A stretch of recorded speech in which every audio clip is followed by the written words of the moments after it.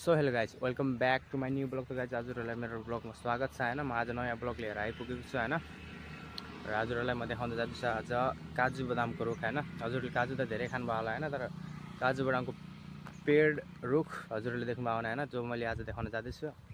लास्टसम्म हेर्दै जानु हैन, एकदम मजा आउनेवाला छ। म अहिले छु गुवामा हैन, गुवा यता वलपै भन्ने ठाउँमा छु हैन। एकदम धेरै नै फलेको देखाएँ हैन, एकदम राम्रो एकदम बगैँचा हो त्यो देखाउन जाँदैछु हैन। तो लास्टमा देख्दै हेर्दै जानु हैन। बगैँचाको हल्का हल्का साइडमा छु अहिले, अब जाँदैछु बगैँचामा हैन। तपाईँले हेर्न सक्नुहुन्छ नारियलका रुखहरू हेर्न सक्नुहुन्छ हैन।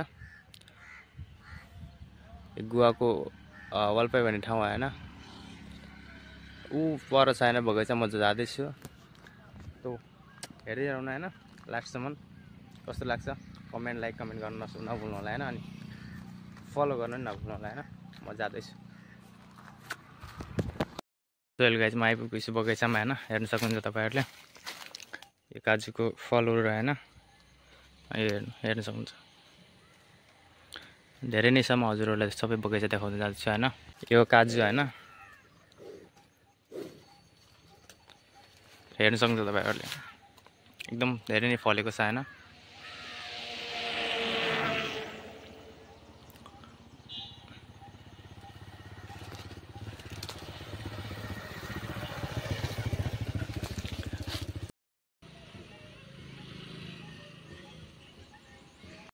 बगैँचा हेर्न सक्नुहुन्छ हैन, त्यति त छैन रुखहरू हैन, बट हेर्न सक्नुहुन्छ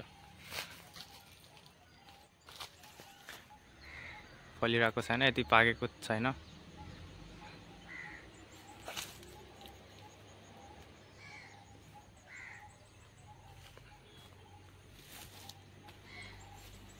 हेर्न सक्नुहुन्छ हैन।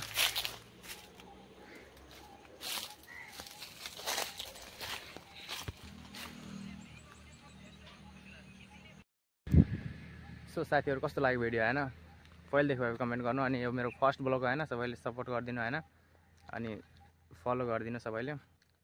फर्स्ट ब्लग हो यो मेरो जर्नीको हैन, त्यसैले फलो गरिदिनु हैन, सपोर्ट गरिदिनु। कस्तो लाग्यो अनि कमेन्ट पनि गरिदिनु। अनि यस्तै भिडियो ल्याउँदै आउने छु हैन। सो मिल्ते नेक्स्ट भिडियोमा।